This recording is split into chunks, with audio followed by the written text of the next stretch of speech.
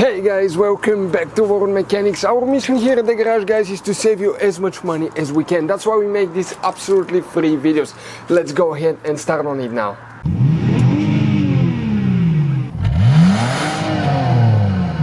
Today we're going to show you how to replace the alternator on a BMW E46. This one is the 6-cylinder.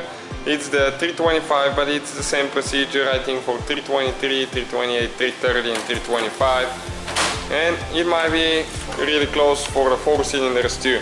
So we have the video on our channel how to remove the air box, and if it's automatic you're going to have the fan right here. So you need to remove the fan to access the alternator, which is right here. And there is bolts on the front, that's why if it's automatic you need to remove the fan and the belt so you can access those bolts. So right here now on the phone, this bolt is with a 16mm socket right there. So we need to take it loose, and this pulley right there, it goes in a certain angle there. So when you put it back together, I'm gonna show you one little thing here, because it has a certain spot and most people don't even notice that, and they try to put it back together and they damage them. They don't put them the right way. Okay, right there. Now that pulley right here, there is a bump on it right here, the little notch. It goes in the hole right there on the alternator. There is a place for it, so when you put it back together, keep that in mind.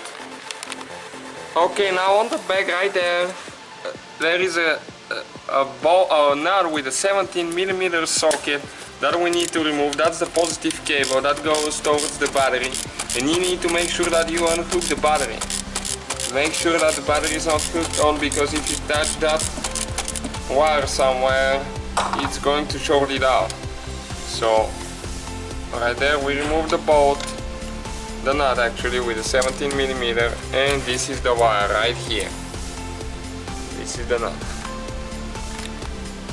Okay, next right there, we need to unplug the wire for it right there. So you need to press down and pull, but usually those tend to get stuck really bad. So what you need to do is, when you pull, or when you push down, you get like a screwdriver and you might just pry them a little bit, but careful not to break, because they are really fragile. Okay, right here now there is one more bolt underneath it right there. It's on the bottom side with a 16mm socket, so we need to get this one loose. They tend to be pretty tight there if it hasn't been removed for a while. Okay, we got it loose, and all we got to do now is just take the bolt off. Okay, that's the second bolt right there, and now we should be able to get it out of there.